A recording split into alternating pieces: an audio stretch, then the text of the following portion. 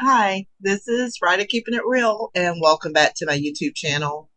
We are going through the Good News Bible, and we are currently on the book of Tobit, chapter 2. Let's get there. We've been reading about Tobit. He seems like a very incredible person with a legend. So here we are, we're on chapter 2, where he's kept the feast and festivals. He started to bury different Jewish people that he found on the road that had been killed. He got in trouble for that, and now he's out of that trouble. And so we're in chapter 2, a family celebration.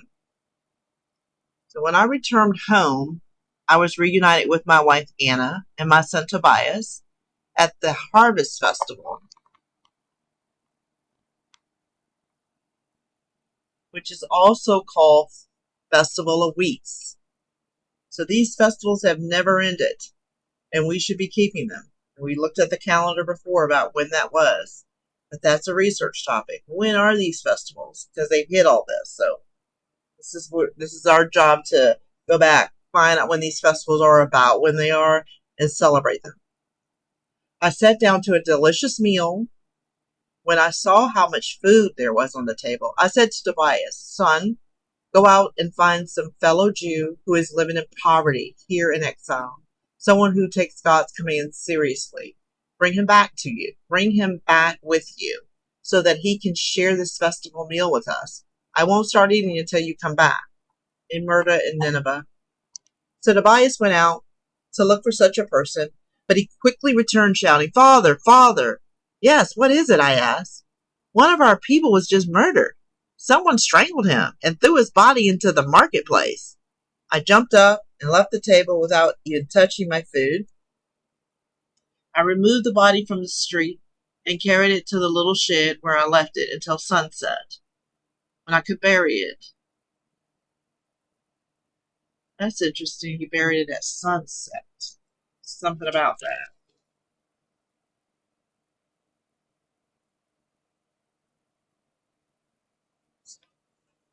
Maybe we're supposed to be buried at sunset. That's something to look up.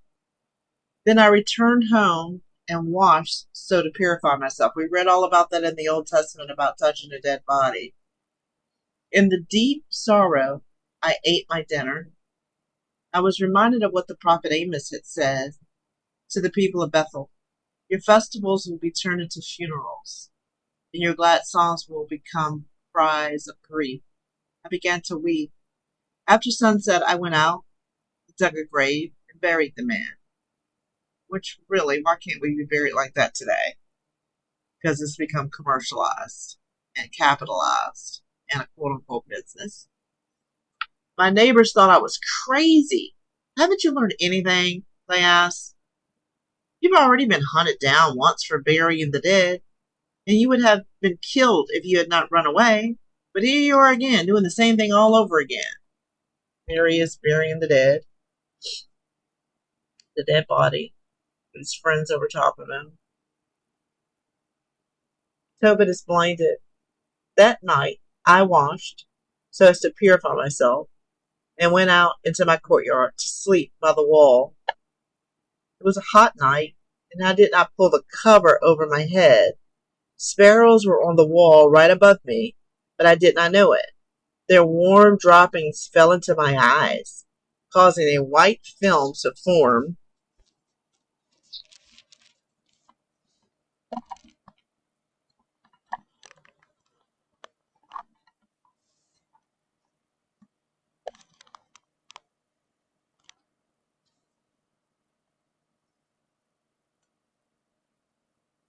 over them.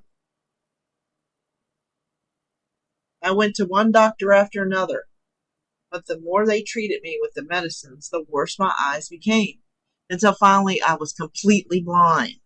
For 4 years, I could see nothing.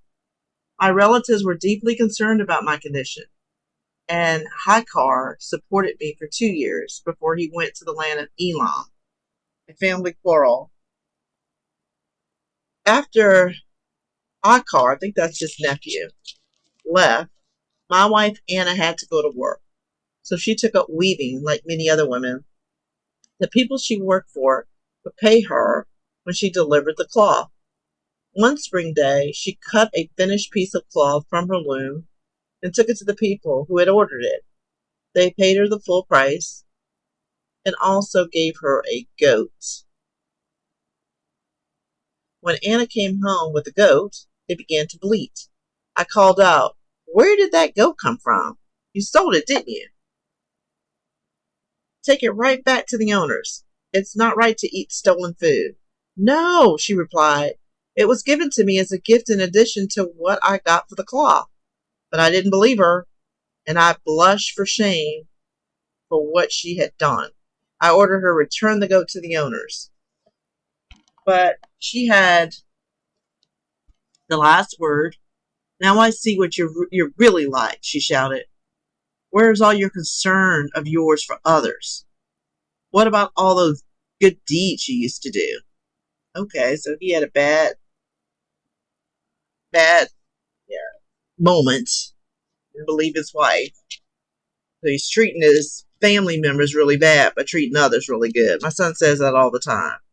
Like, you might be mad at people at work or your clients or whatever, but don't take it out on the people that you love. He said that my whole life and all the jobs I've ever had, and it makes perfect sense, right? Because those people, who knows who they are, where they are now, but if you know you know what it's like to work in corporate America as a quote unquote minority. I hate that term, and you got to suck it up in order to continue to work there.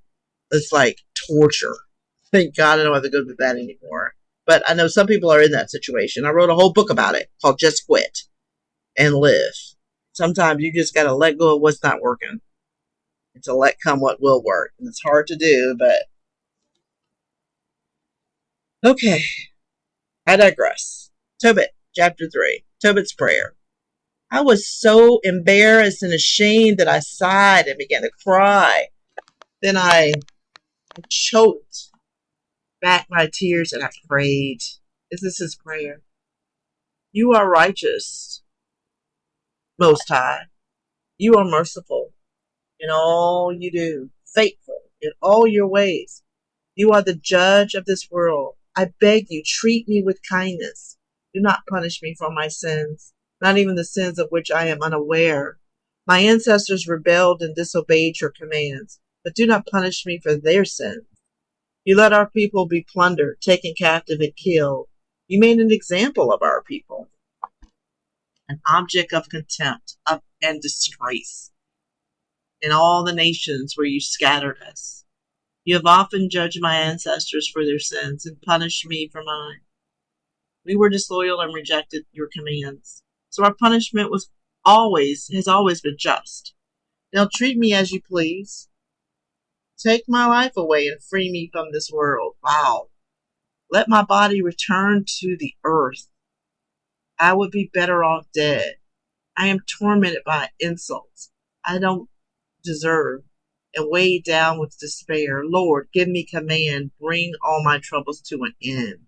Lord, give the command. Bring all my troubles to an end. Take me to my eternal rest. Don't reject my prayer. I would rather die than live in misery and face such cruel insults. Wow. Sarah's troubles. The same day in the city of Ecbatana in Media, it happened that Sarah, the daughter of the man named Ragul, was insulted by one of her father's servants. Sarah had been married 7 times, but the evil demon, Asmodeus, killed each husband before the marriage could be consummated. The servant girl said to Sarah, "You husband killer, look at you. You've already had 7 husbands, but none of them lived long enough to give you a son. Why should you take it out on us? Why don't you go and join your dead husbands? I hope you never see a child of yours." Sarah was so depressed that she burst into tears and went upstairs determined to hang herself. This is crazy violent. This is wow. I mean, people are in this state today. But when she thought it over, she said to herself, "No, I won't do it. People would insult my father and say, you had only one child, a daughter, whom you loved dearly, but she hanged herself because she felt so miserable. Such grief would bring my gray-haired father to his grave, and I would be responsible. I won't kill myself. I'll just beg the Most High to let me die. Then I won't have to listen to those insults any longer. That's Sarah's. This is Sarah's prayer. Then Sarah stood by the window. She raised her arms in prayer and said, so she's by the window, raised her arms in prayer and said, I don't know, I think I've actually recorded this before. I remember this. God of mercy, worthy of our praise, may your name always be honored. May all your creation praise you forever. Most High, I look to you for help. Speak the word and set me free. Woo! This is how powerful the Most High was. Set me free. Free from what? From this life. And I will no longer have to hear these insults. She's having that same prayer as Tobit. You know, O Most High, that I'm still a virgin. I have never been defiled by a man. Never have I disgraced myself in my father's name, as long as we've lived in this land of exile. My father has no other children to be his heir, and there is no relative whom I can marry. I have already lost 7 husbands, so why should I live any longer? But if it is not your will to take my life, at least show mercy to me. Don't let me hear these insults again. God hears the prayers of Tobit and Sarah.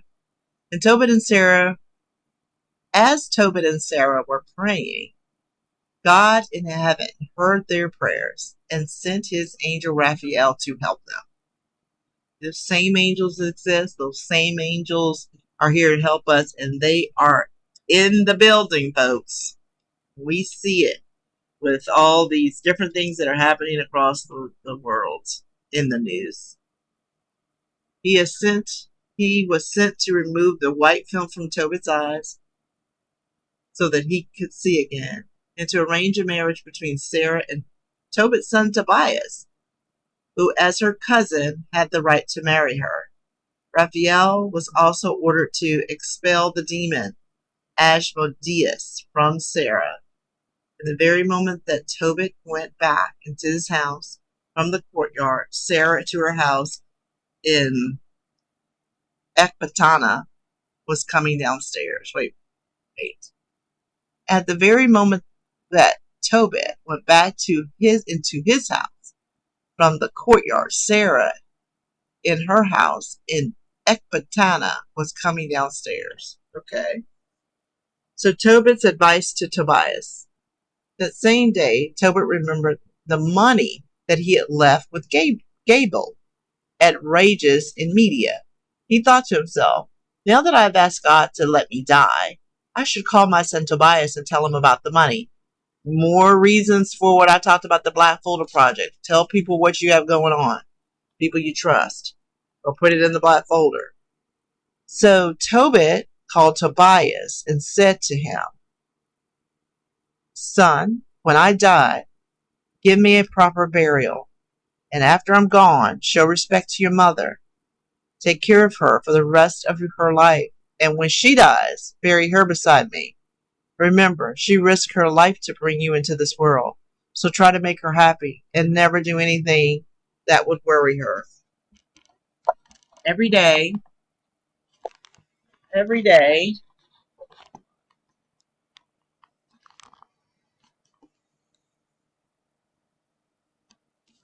your life, keep the Most High in mind. Every day of your life, keep the Most High in mind. Every day. I don't know how you can't do that every day, because when you wake up, that's why you're up. And you didn't go with and be with the ancestors. Never sin deliberately or disobey any of his commandments. This is a good lesson. Always do what is right and never get involved in anything evil. Be honest and you will succeed in whatever you do. Give generously to anyone who faithfully obeys the Most High. If you are stingy in giving to the poor, God will be stingy in giving to you. Give according to what you have. The more you have, the more you should give. Even if you have little, only a little, be sure to give something. This is as good as money saved. You will have your reward in the time of trouble. Taking care of the poor is the kind of offering that pleases the Most High in heaven. Do this, and you will be kept safe from the dark world of the dead. Son, be on your guard against prostitutes. Above all, marry a woman of our tribe, because we are descendants of the prophets. Do not marry anyone who is not related to us. Remember that Noah, Abraham, Isaac, and Jacob, our earliest ancestors, all married relatives. God blessed them with children, and so their descendants will inherit the land of Israel.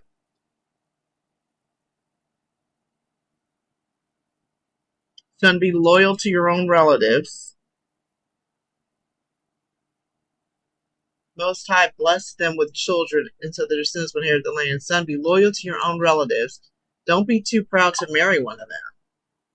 Such pride leads to terrible frustration and ruin, just as laziness brings on severe poverty and causes starvation.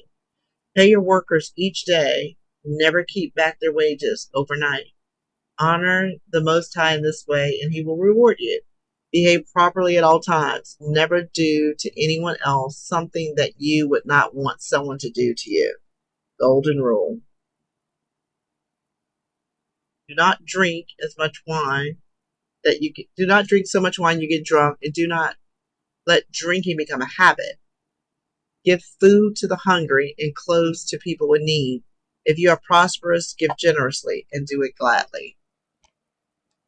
When one of God's faithful people has died, prepare food for the family, but never do this when an evil man dies. Take the advice of sensible people and never treat any useful advice lightly. Take advantage of every opportunity to praise the Most High, your God. Ask Him to make you prosper in whatever you set out to do. He does not give His wisdom to people of any other nation. He does not give His wisdom to people of any other nation. We are seeing that play out where people can't get with this. People, and don't even, at this point, I'm not even trying to explain it to people so that they can get with it. Either you're with it or you're not. The Most High is going to bring you or not. But it's not a fight. It's not a debate. None of that. He is the source of all good things. But He can also destroy you and bring you to a certain death if He wishes. Remember all my instructions. Don't forget them for 1 minute. Tobias, I want you to know that I once left a large sum of money with Gabriel's son, Gabal, at Rages in Media. We're poor now, but don't worry. If you obey the Most High and avoid sin, He will be pleased with you and make you prosperous. I believe that wholeheartedly. But you have to obey the commands. You have to know what they are. We're going to stop there, and we're going to pick up again at chapter 5. So this was Tobias, chapter 2 through 4. And until next time, this is Ridea keeping it real.